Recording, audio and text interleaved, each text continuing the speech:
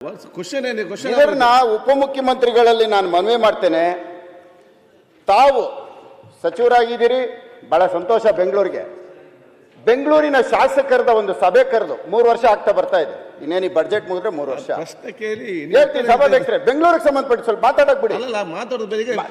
ಸಭಾಧ್ಯಕ್ಷರೇ, ಬೆಳಗ್ಗೆಯಿಂದ ಸಾಯಂಕಾಲದವರೆಗೂ ಕುಂಡ್ರಿಸಿರ್ತೀರಿ, ನಾವು ಕೂತಿರ್ತೀವಿ. ಬೆಂಗಳೂರು ನಗರದ ಶಾಸಕರಿಗೆ ನಿಮ್ಮ ಸಮಸ್ಯೆಗಳದ್ದು ಒಂದು ಪಟ್ಟಿ ಕೊಡಿ ಅಂತ ಒಂದು ಮಾಡಿ ಸರ್. ಒಂದು ಗಮನ ಕೊಡಿ ಸರ್. ನಮ್ಮ ಕಡೆ, ನನ್ನ ಕ್ಷೇತ್ರದಲ್ಲಿ ಇಂಥ ಬ್ರಿಡ್ಜಸ್, ಅಂಡರ್ ಪಾಸು ಎಲ್ಲಾ ನಿಂತಿದೆ. ರಾಜರಾಜೇಶ್ವರಿ ಫ್ಲೈಓವರ್ ನಿಂತಿದೆ, ಅನ್ನಪೂರ್ಣೇಶ್ವರಿ ನಿಂತಿದೆ, ಕೆಂಗುಂಟೆ ನಿಂತಿದೆ, ಉಳ್ಳಾಳು ನಿಂತಿದೆ, RR ನಗರ HMT ನಿಂತಿದೆ, ಎಲ್ಲಾ ಕಡೆನೂ ನಿಂತಿದೆ. ಪ್ರಶ್ನೆ ಕೇಳಿಸ್ತೇನೆ ಸರ್. ಅಧ್ಯಕ್ಷರೇ, ನಾನು ಉತ್ತರ ಕೊಡೋದು ಮುಂದರಾಜು ಪ್ರಶ್ನೆ ಕೇಳೋದು. ತಾವು ದಯವಿಟ್ಟು ಕೂತ್ಕೊಳ್ತೀರಾ?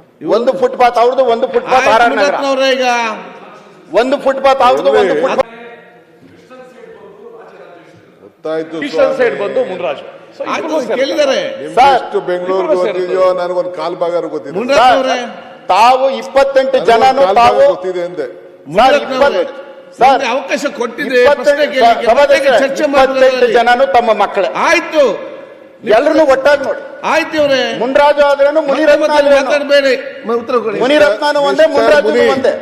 ಮಿಸ್ಟರ್ ಮುನಿ ಸರ್, ಫಸ್ಟ್ ನಾನು ಮುನ್ರಾಜುಗೆ ಉತ್ತರ ಕೊಡ್ತೀನಿ, ಓಕೆ, ಆಮೇಲೆ ಮಾತಾಡ. ಓಕೆ, ಕೊಡಿ ಸರ್.